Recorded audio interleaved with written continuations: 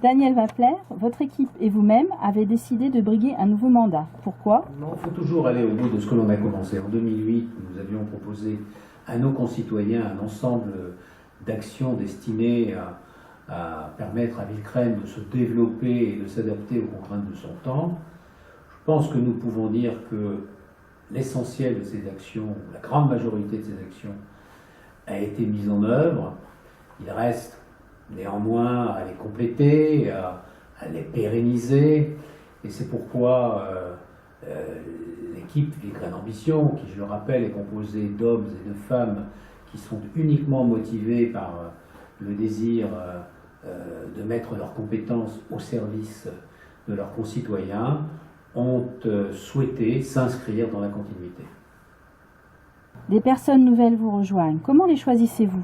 Pour rejoindre l'équipe Villecresnes Ambition, il faut avant tout posséder de vraies compétences, accepter de travailler en équipe pour les Villecresnois et partager des valeurs d'ouverture, de solidarité, de respect de tous, ainsi que le sens de l'intérêt général. Que pensez-vous de ce début de campagne? Donc je regrette que notre opposant ait attendu 1 an et demi avant de porter ses critiques sur l'aménagement du Bois d'Auteuil et surtout qu'il ait décidé d'utiliser le mensonge et la désinformation dans le seul but d'inquiéter un certain nombre de nos concitoyens.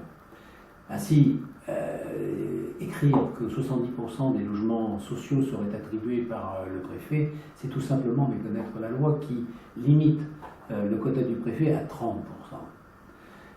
C'est feindre d'ignorer que c'est au contraire la ville qui pourrait attribuer 70% de ses logements à des personnes de son territoire grâce aux accords qu'elle a conclus avec les bailleurs et les collecteurs du 1% patronal.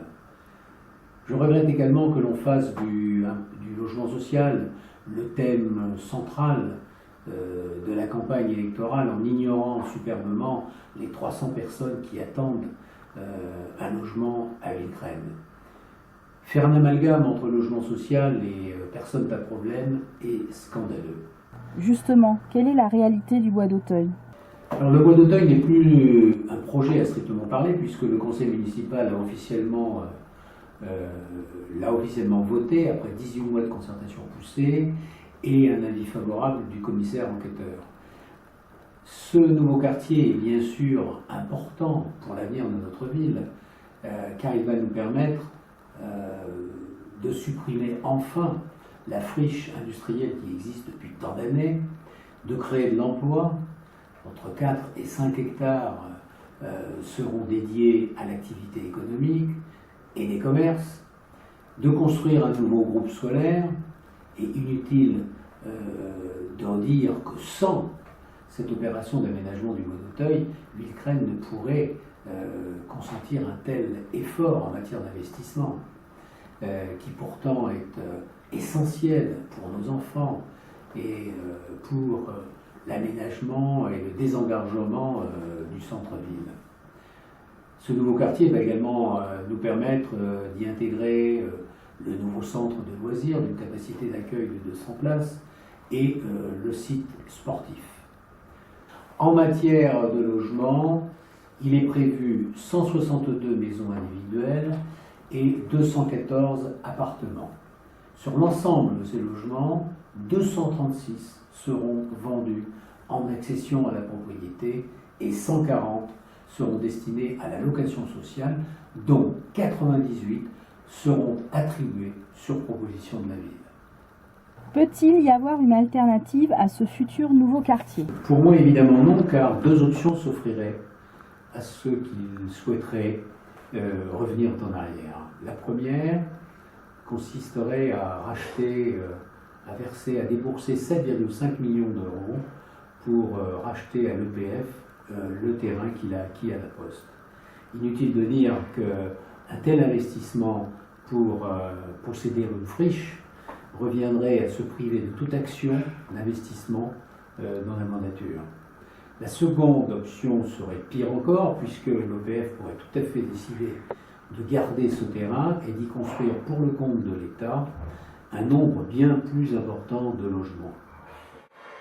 J'ajoute qu'à partir de 2016, c'est la métropole du Grand Paris qui vient d'être votée récemment, qui assumera la responsabilité du logement, de la programmation du logement et de leur emplacement pour le compte de la région et de l'État.